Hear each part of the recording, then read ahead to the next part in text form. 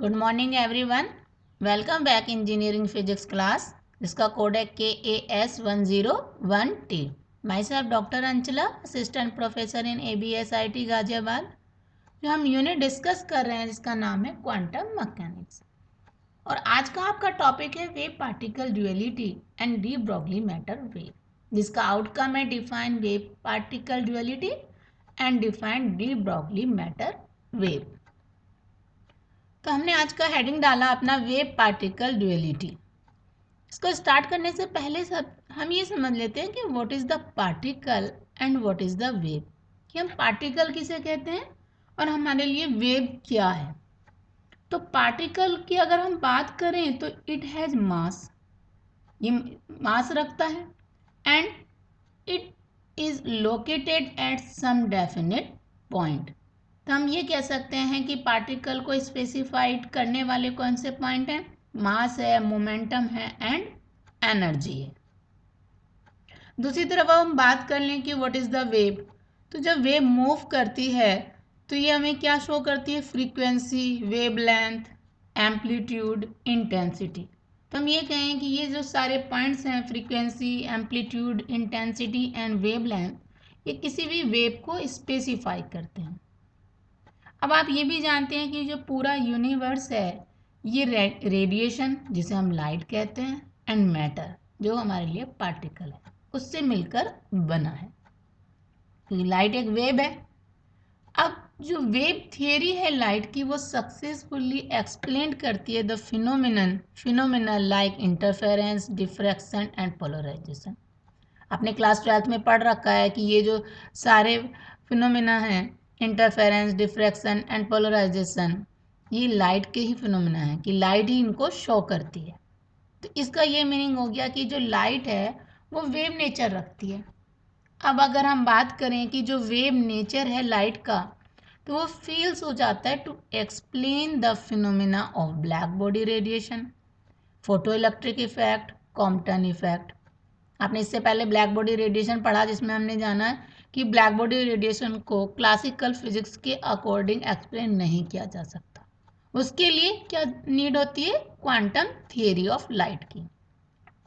तो ये जो फिनोमिना है could be explain by the quantum theory of light.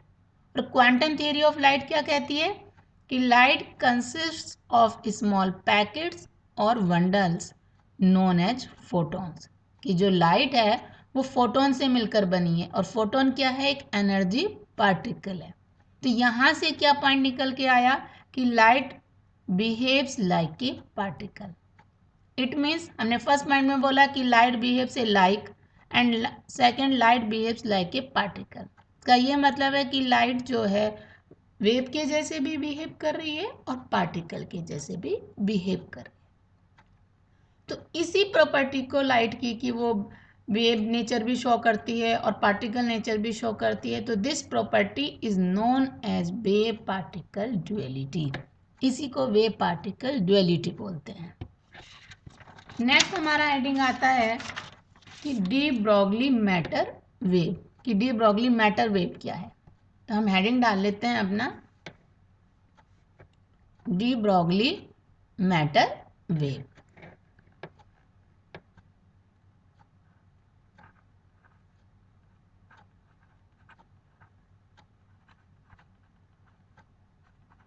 जिस तरीके से अभी हमने ये शो किया कि जो लाइट है वो ड्वेल नेचर रखती है, तो उसी एजम्पशन पर को रखते हुए डी ब्रॉगली ने कहा कि जैसे लाइट ड्वेल नेचर रखती है, उसी तरीके से मैटर भी ड्वेल नेचर शो करेंगे। मतलब कि वो पार्टिकल तो है ही, कि वो भी एक वेव नेचर शो करेंगे। तो उन्होंने एक हाइपोथेसिस दिया, इसको हम पहले समझ लेते हैं। लिखते हैं कि according to de Broglie,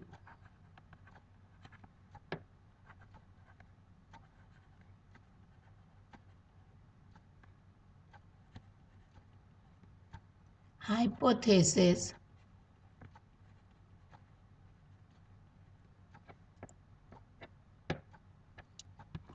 according to de Broglie hypothesis a moving particle, यहाँ पर बात हो रही है मूविंग पार्टिकल की, a moving particle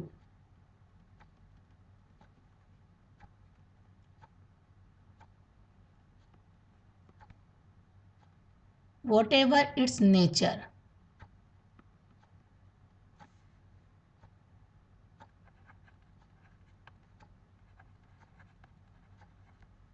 is associated with a wave, और उस वेव को क्या बोलते हैं कि which is known as de Broglie matter wave, de Broglie matter wave. तो हम इस हाइपोथेसिस को पढ़ लेते हैं फिर से कि डी ब्रॉगली के अकॉर्डिंग क्या था, ए मूविंग पार्टिकल, यहाँ पर बात हो रही है मूविंग पार्टिकल की, not stationary particle, whatever its nature, nature से मतलब कि इलेक्ट्रॉन भी हो सकता है, प्रोटॉन भी हो सकता है एंड न्यूट्रॉन भी, कि is associated with A wave, कि उसके साथ हमेशा एक वेव एसोसिएटेड होगी, जिस वेव को डी ब्रॉगली मैटर वेव कहा गया। बट कंडीशन कि वो पार्टिकल मूविंग है, पार्टिकल नेचर तो वो रखता ही है, बट उसके साथ एक वेव भी एसोसिएटेड होगी। बट पॉइंट यहाँ पर यह है कि वो एक साथ दोनों नेचर नहीं रखते, कभी तो वो वेव नेचर शो करेगा और किसी पॉइंट पर वो पार्टिकल नेचर शो करेगा, बट मूविंग पार्टिकल के साथ हमेशा एक वेव एसोसिएटेड होती है, जिसे डी ब्रॉगली मैटर वेव कहा गया। तो the wavelength of matter wave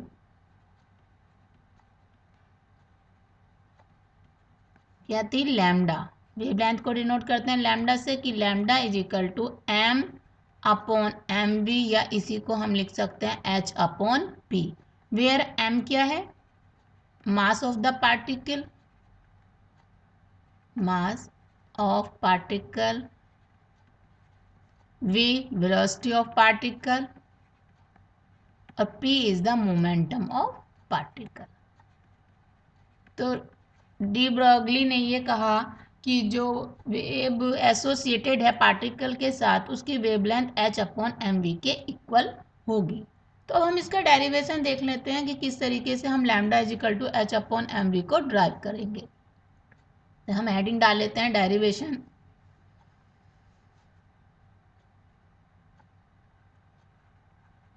derivation कि a light wave of frequency nu, पहले हम लाइट वेव की बात कर लेते हैं, of frequency nu is associated with a photon. अभी हमने बात की कि जो लाइट वेव है उसके साथ फोटोन, वो क्या है, उसके साथ एसोसिएटेड क्या होते हैं, वेव होते हैं, जिसे हम फोटोन कहते हैं। पार्टिकल है फोटोन ऑफ एनर्जी ई। तो अकॉर्डिंग टू प्लैंक्स लॉ, हमने इससे पहले प्लैंक्स लॉ पढ़ लिया है, Planck's law E equal to क्या होता है, एच न्यू, जहां पर एच क्या है, प्लैंक कांस्टेंट है, एच इज प्लैंक कांस्टेंट। अब हमने फर्स्ट यूनिट में आइंस्टीन मास एनर्जी रिलेशन भी पढ़ रखा है, तो उसके अकॉर्डिंग क्या होता है कि E equal to M C square, तो उसको भी लिख लेते हैं हम कि according to Einstein mass energy relation, ये आप पढ़ चुके हैं यूनिट फर्स्ट में, क्या था वो, E equal M C square, ये इक्वेशन हमारी 2 हो गई। अब हम इक्वेशन 1 और 2 को अगर इक्वेट कर दें, तो इक्वेटिंग इक्वेशन 1 एंड n2।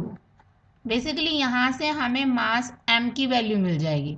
तो ये क्या हुआ कि h nu equal to M C square.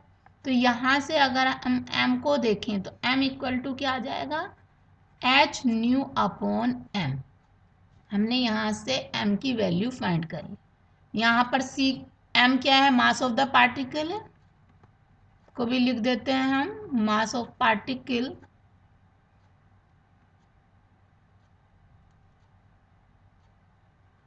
Mass of particle और c वेलोसिटी ऑफ लाइट। ठीक है, अब हम फिर से लाइट को कंसीडर कर लें कि लाइट कंसिस्ट ऑफ फोटॉन्स। किससे बनी हुई है लाइट, क्वांटम थियरी के अकॉर्डिंग फोटॉन से, कि light consist of photons having velocity c।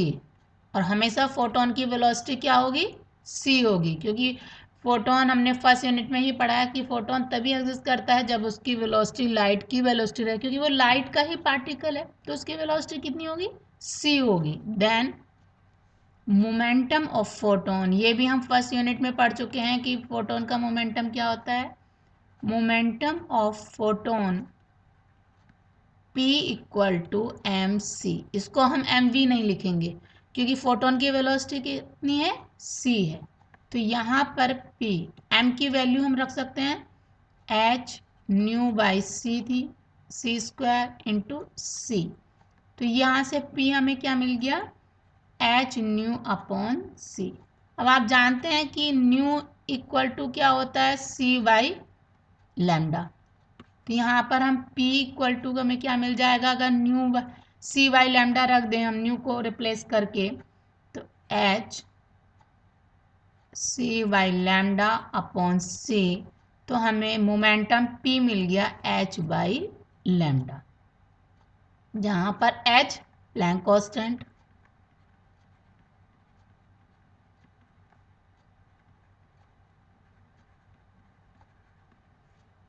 तो यहाँ से अगर हम लैम्डा देखें तो लैम्डा इक्वल टू क्या हो गया, h अपॉन p, जो क्या है, this is called D Broglie wave length. ये तो डी ब्रॉगली वेव लेंथ है, डी ब्रॉगली वेव लेंथ। या इसको हम इस तरीके से भी लिख सकते हैं, और lambda equal to H, P को रिप्लेस कर सकते हैं एम वी से। किसी भी पार्टिकल के लिए मोमेंटम क्या होता है, P equal to M V. तो हमने ये ड्राइव कर लिया कि de Broglie wavelength lambda equal to H upon P and lambda equal to H upon M V. ये एक बहुत इंपॉर्टेंट रिलेशन है, इस पर न्यूमेरिकल बहुत पूछे जाते हैं, तो आप इसको अच्छे से याद कर लीजिए, इस फॉर्मूले को भी और इसके डेरिवेशन को भी ध्यान से समझ लीजिए, नोट कर लीजिए। Thank you.